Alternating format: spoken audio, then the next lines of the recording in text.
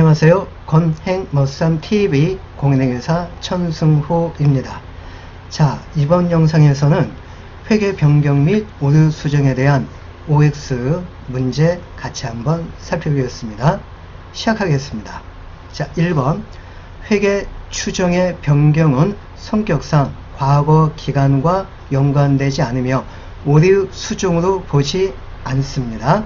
즉 회계 추정의 변경과 오류 수정은 별개라는 얘기입니다.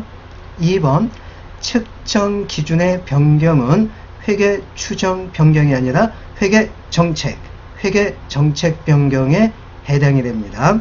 그래서 관세사 2015년도 간평 2017년도에는 측정 기준의 변경은 회계 정책 변경이 아니라 회계 추정의 변경에 해당한다. 그래서 이렇게 이제 틀리게 표현을 하였습니다. 참고적으로 측정 기준의 변경이라는 것은 유형자산 원가 모형에서 재평가 모형으로 바꾸는 경우, 또는 재고자산 가격 결정 방법에서 총평균법을 선유선출법으로, 또는 선유선출법에서 총평균법으로 바꾸는 경우를 이걸 측정 기준의 변경이라고 합니다. 3번 회계 정책 변경과 회계 추정 변경을 구분하는 게 어려운 경우에는 이를 회계 추정의 변경으로 봅니다. 그래서 이렇게 맞게끔 많은 부분에서 출제가 되었고요.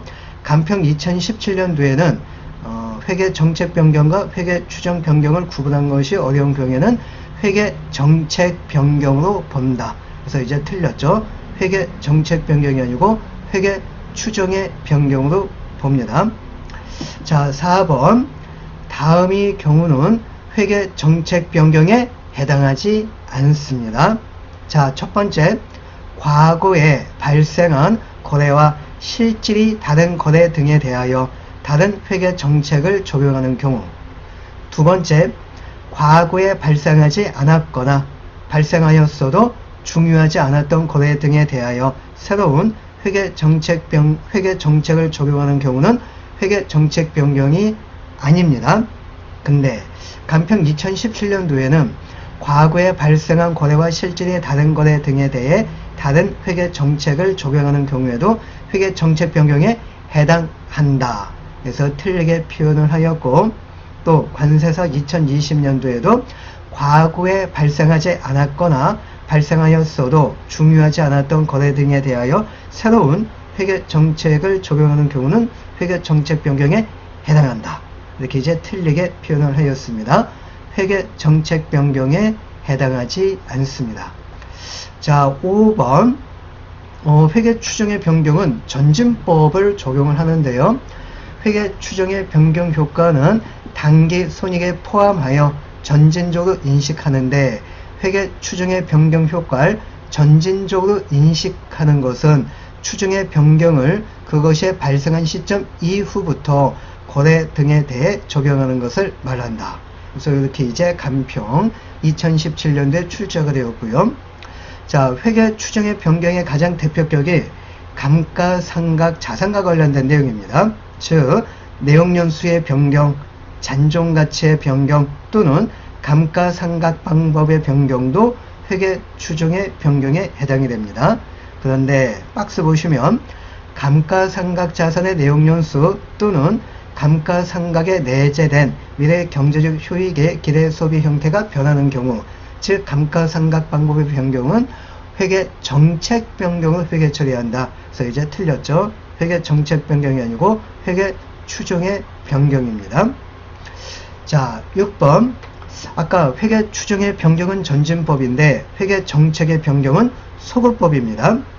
6번 회계 정책 변경은 특정 기간에 미치는 영향이나 누적 효과를 실무적으로 결정할 수 없는 경우를 제외하고는 소급법을 적용을 합니다.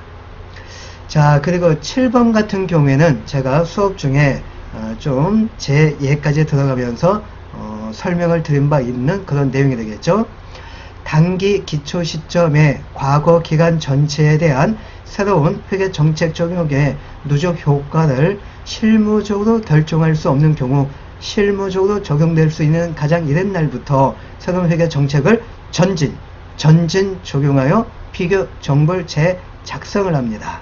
근데 밑에 간편 2012년도에는 소급 적용, 전진 적용이 아니고 소급 적용이라는 표현을 써서 틀리게 출제가 되었습니다. 자, 8번 회계 정책 변경을 반영한 재무제표가 특정 거래 등이 재무상태, 경영성과 또는 현금 흐름에 미치는 영향에 대하여 신뢰성 있고 더 목적 적합한 정보를 제공하는 경우에 회계 정책 변경이 가능하다. 그래서 이건 회계 정책 변경이 가능한 사례가 어떤 경우인지 소개가 된 내용이 되겠는데요. 여기에서는 틀리게 출제된 적은 없네요. 예, 이렇게 이제 많은 연대에 걸쳐 맞게끔 출제가 되었습니다. 자, 그리고 이제 9번은 오류 수정과 관련된 내용이 되겠는데, 오류 수정도 소급법을 적용을 합니다. 9번 정기 오류는 특정 기간에 미치는 오류의 영향이나 오류의 누적 효과를 실무적으로 결정할 수 없는 경우를 제외하고는 소급 재작성에 의하여 수정을 합니다. 만약에 이걸 뭐 전진법이다 뭐 이렇게 하면은 틀리게 표현이 되겠죠. 그래서 이렇게 이제 맞게끔 출제가 되었고요. 자, 10번 마지막 내용입니다. 우발 상황 결과에 따라 인식되는 손익은 오류 수정에 해당하지 않습니다. 그래서 이건 아직 출제된 적은 없지만은요, 만약에 오류 수정에 해당한다 하면 이제 틀리게 표현을 하게 된 겁니다. 자, 이 회계 변경 및 오류 수정과 관련된 내용은 법문 내용 자체가 많은 분량이 아니다 보니까 말문제와 관련된 내용도 이렇게 이제 짧은 영상 시간을 갖게 되겠네요. 다른 주제에 비해서. 자, 아무튼 오늘 준비한 내용 여기까지 소개를 해드리도록 하겠고요. 짧은 시간이나마 마지막 부분까지 시청해주신 여러분들한테 감사의 말씀을 드리겠습니다. 감사합니다.